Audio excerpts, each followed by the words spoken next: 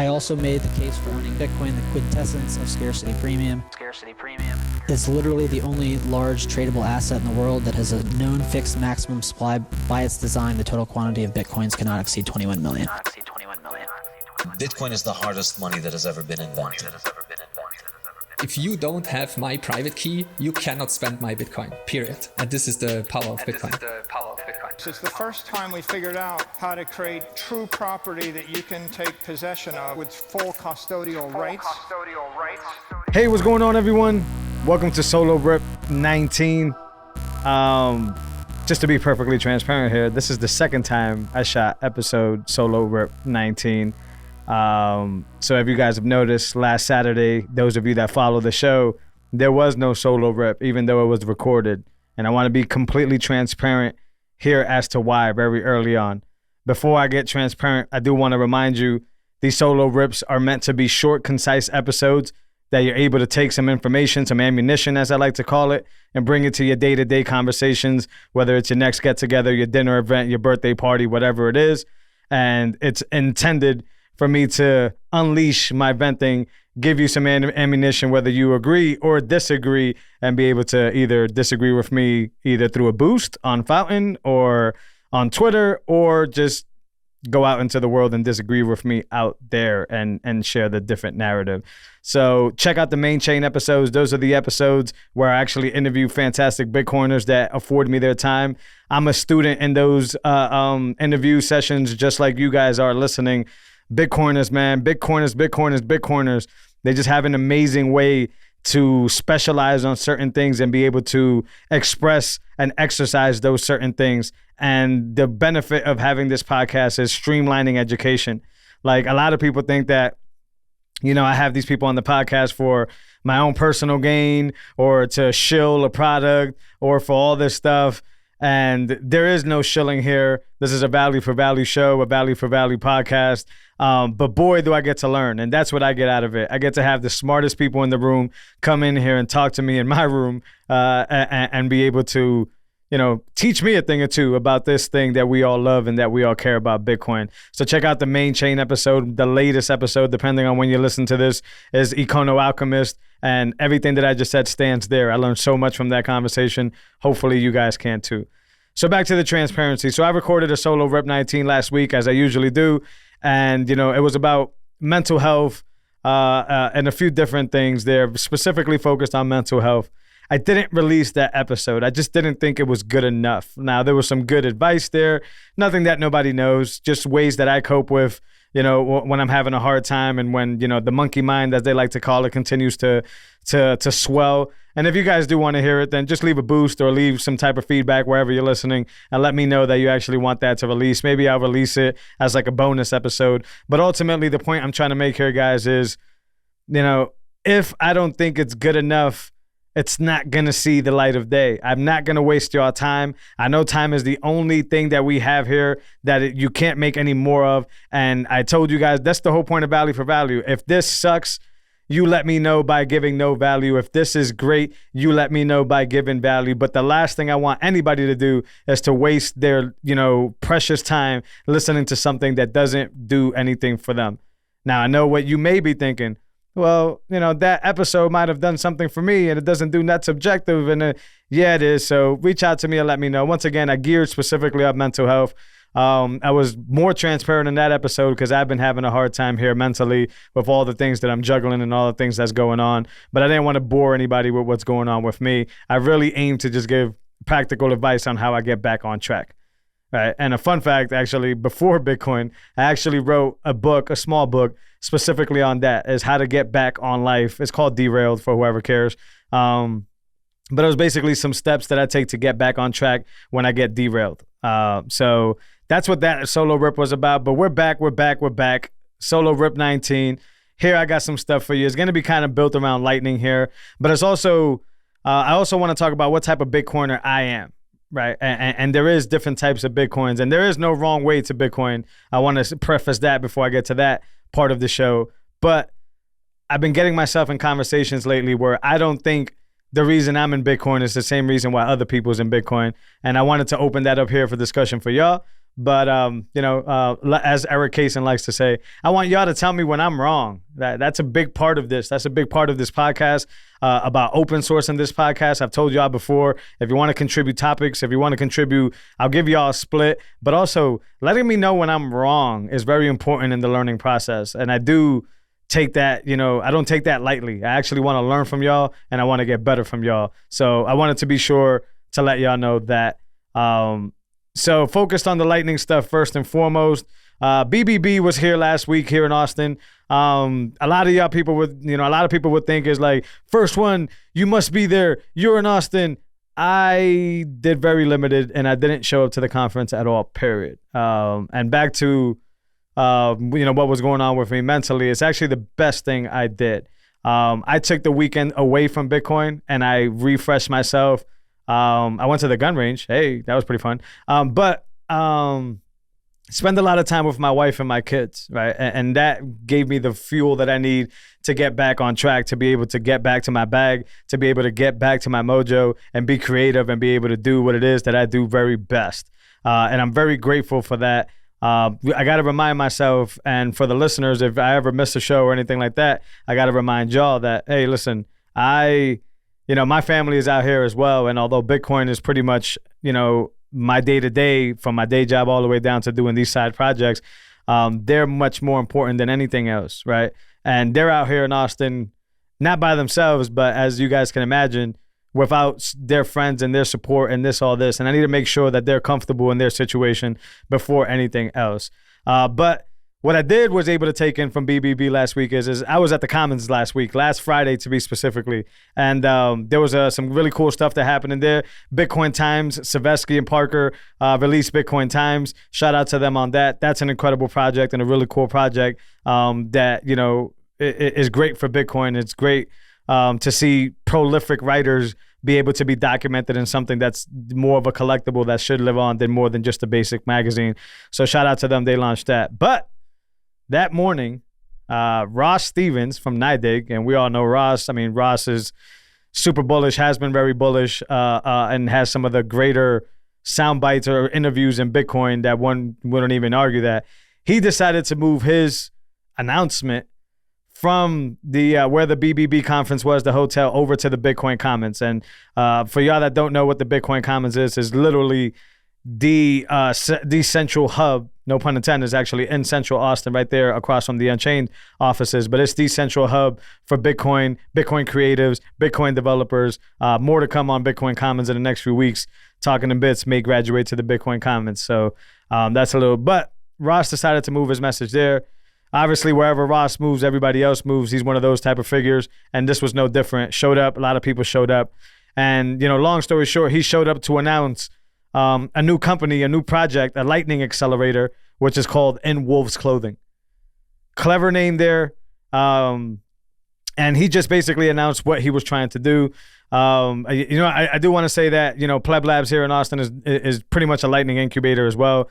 Accelerator, projects come out of there. Testnet and a bunch of others that, they're blanking my mind, but shout out to them. But, when Ross comes in and, he drops the bag, right, the big old bag, then this is something big. And it was basically, as you know, what an accelerator is I want to get, this is paraphrasing him, I want to get the greatest minds and I want to bring them out to this office, this like castle that we basically created. And he talked about where the location is, which I believe is in New York and one of the most premier buildings out there, the views, the experience, but also, the incentives, right? Like, we want the best, so we'll pay for the best. We'll bring them out there. We'll fly them out here from Africa, from anywhere in the world to basically come here and contribute to what a lot of us know is not a secret, but a lot of people are now starting to catch on, and it's that Lightning is it. Lightning is not going anywhere. Lightning is not escaping. Lightning is the way we scale. Lightning is the fundamental system that's going to take this to the very next level, or the layer that's going to take this to the very next level. And from Ross coming in here and all the other stuff I know about Lightning, not to mention the fact that I use Lightning from day to day, and what Oshi's doing with just being able to walk into a coffee shop or anywhere really and be able to do Lightning transactions back and forth. And everybody's has been doing value for value is designed on Lightning. Then it was a big announcement. It basically just put another anchor in the Lightning department that says Lightning is here to stay, and there's a lot of people now putting money in it and resources in it to make it be what it's meant to be and what it is supposed to be. So Ross made that announcement, and that was very big. Very big fan of Ross Stevens and everything that he's been able to do for Bitcoin and contribute to Bitcoin. But this is the first time I actually got to experience him in the room and the energy that he comes with. And boy, does he have some energy. So shout out to the Bitcoin Commons for being a space where somebody like Ross Stevens can come and make these announcements and be prepared for that. But shout out to Ross. And this in Wolf's Clothing is going to be something major, along with every other Lightning accelerator that is helping, contributing, working on Lightning, and allowing us to be able to do everyday day-to-day stuff like stream sats to this podcast or stream sats to somebody on the other side of the world instantaneously, or go to the farmer's market, et cetera, et cetera, et cetera. Fantastic stuff from that announcement. Just to keep it on the Lightning narrative here, LND 0.15 came out and launched out. And some of the stuff that many other things is zero confirmation channels. I'm not very versed on how this works, but if it is what it says it is, a zero confirmation channel, that is incredible. Because typically with Lightning, what happens is you have to find the party to open the channel to, right? Then you got to dedicate some either outbound liquidity, usually when you're opening the channel to them. But you can collaborate and do, half and half or whatever it may be to get outbound and inbound. But basically, you find somebody you want to open a channel to, you dedicate some funds towards the network, and then what happens is you have to wait for a confirmation. You broadcast that to the network to let the network know, hey, I'm opening this channel. And remember, in a Lightning transaction, there's an opening channel and there's a closing channel. Those are the only two that are on chain, when you open it and when you close it. It's a settlement. So you have to broadcast that I want to open a channel with Alice, and basically that broadcast transaction needs to be broadcasted so that we can open up that channel together. So what it looks like is happening here with LND 015 is that's gone. You should be able to open a channel instantaneously. And I don't want to get too deep in the weeds because I obviously don't understand the logistics of in and out, how that even works. But the fact that it works continues to prove, along with my previous topic here on Ross Stevens and the Lightning accelerator, is that damn, is Lightning getting better. Damn, is Lightning becoming this thing that's going to be a weapon that will allow us to be able to really continue this war and continue to fight the fight with tools that are not only sharp, but tools that are meant to win. And I'm going to get into what I mean by tools and war and all these analogies and all that in my last part here. But another thing is anywhere that Taproot is available as a Lightning address destination, that's going to be available by default. And if you guys remember, if you fell asleep, Taproot is supposed to do many things, including smaller transactions, like file size transactions, but increase security as well. So now Lightning is not only getting faster, if that can even happen, because Lightning instantaneously, but now you can open up zero confirmation channels faster. And anywhere that Taproot is available is going to be on by default, more secure, right? So a lot of people still, it's getting smaller and smaller, but a lot of people are still on the Lightning isn't going to be able to scale bandwagon, and we need to be able to do this and that, and they'll never make it, blah, blah, blah. Y'all starting to be less and less, because as these updates start to come out, and as more places for Lightning devs to be able to work and be able to learn and be able to cultivate their ideas starts to come to more fruition, then your argument starts to exist least and least. This is it. This is coming. This is faster. This is more secure. And this is just, I would say the beginning, but I've been using Lightning since 2020.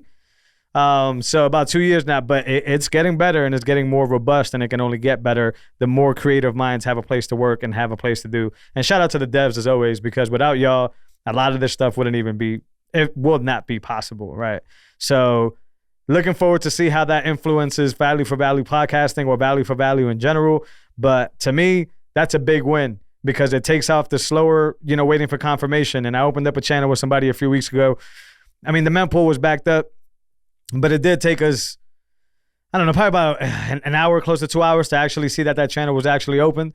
So this is already working in that direction, and more Taproot integration and more Taproot to see is also going to help us when it comes to this censorship-resistant technology. So super excited about those workings there. LND is out 0.15. If you're a developer, you haven't updated, what the hell are you waiting for? But if you're a developer, you probably updated before I even heard the story. So I'm not worried there about that.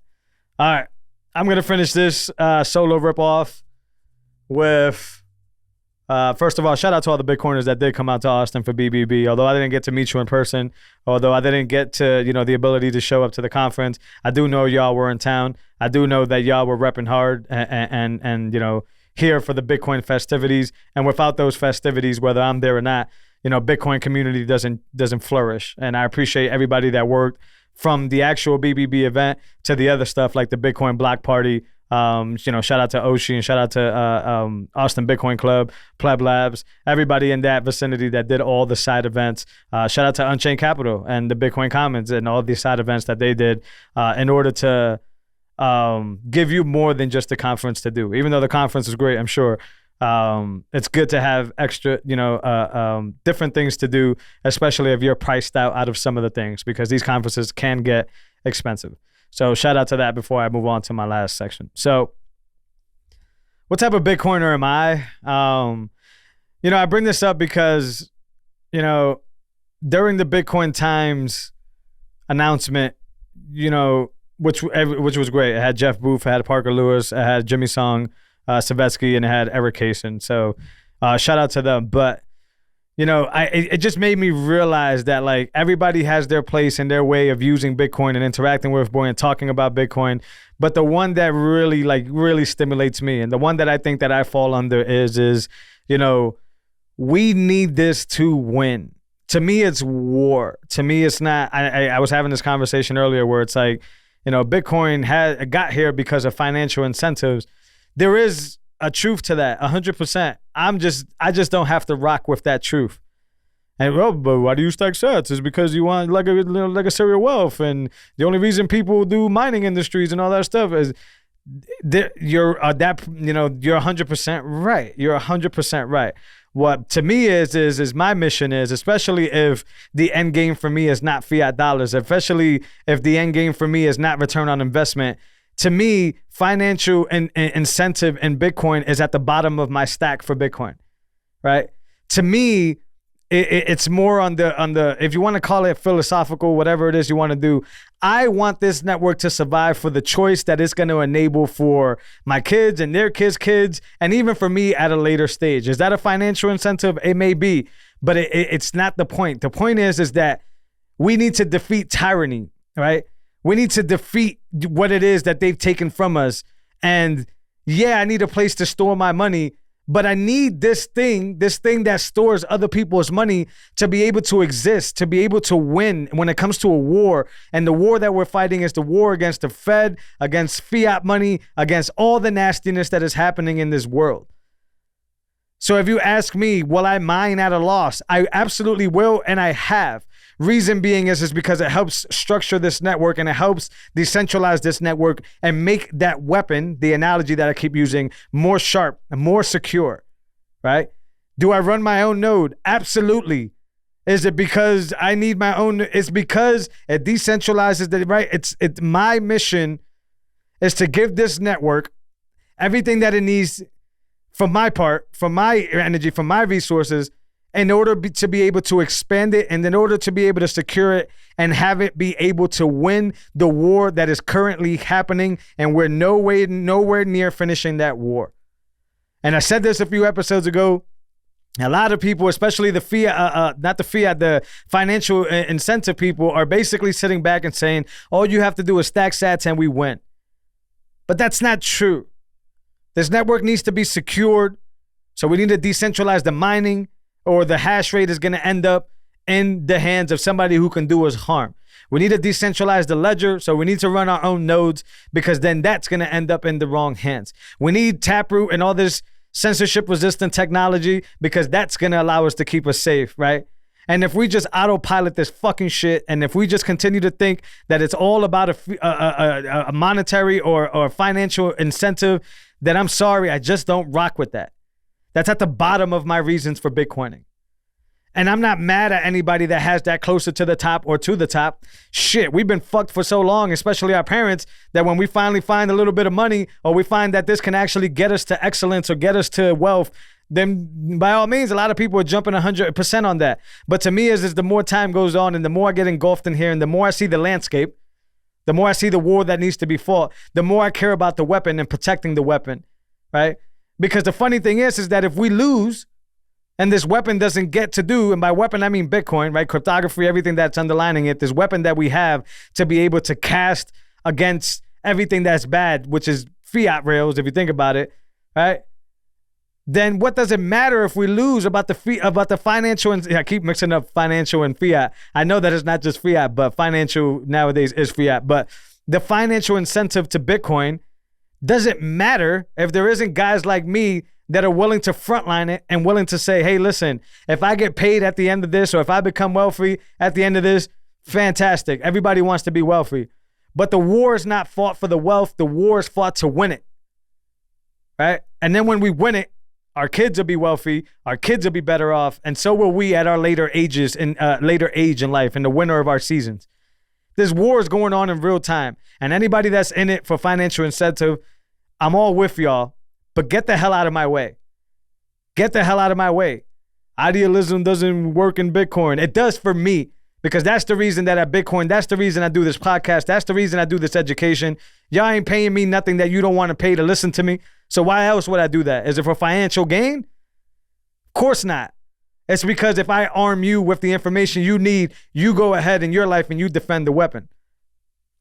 And then another piece of that is that if Bitcoin were to go to zero, right, I still have all the things that I learned and got from Bitcoin, the network that I've created, the people that I've met, the relationships that I've gotten, right? The way I eat, the way I educate my kids, right? That sovereign mindset can never be taken away from me. Therefore, information can never be stolen. It can't be taken away from my kids and everything that they got going on.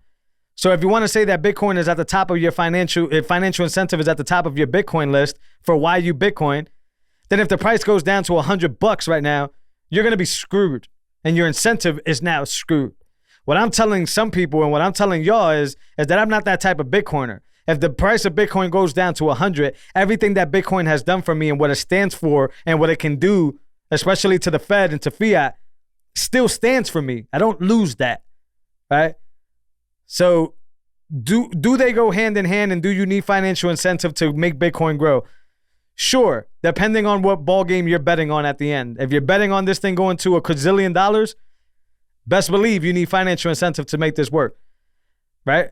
And if you think Satoshi did this for financial incentive for it to work, you have a strong argument there as well. What I'm telling you is the more and more goes on, the more and more my time preference lowers, and the more and more I understand that this weapon needs to be protected and used effectively. And if everything is about a financial incentive in life, you're not protecting shit. You're just looking out for your fucking self. Everybody Bitcoins differently. And I'm perfectly fine with that, even though it sounds like I'm not fine with that. I am. What I don't want people to do is to try to sway me or try to tell me that I'm being a philosopher, or that I'm being idolizing Bitcoin, or all these other words that they can use.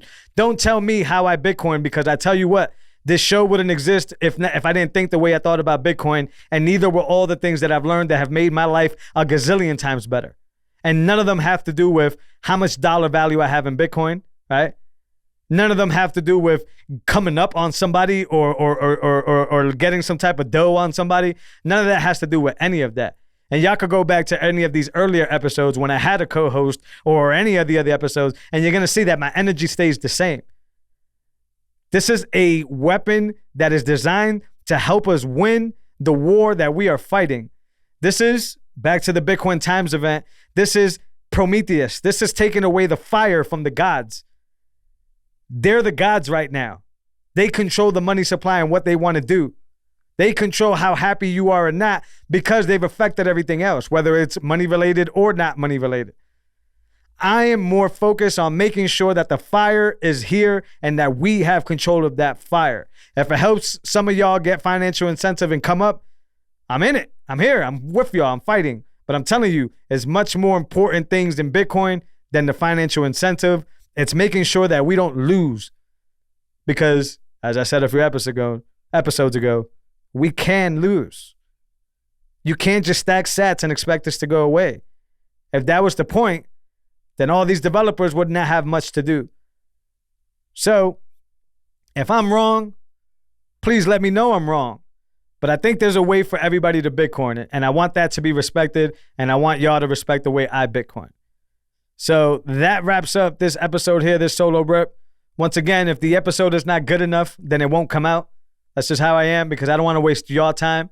If y'all want to hear the episode, boost, let me know down below, right?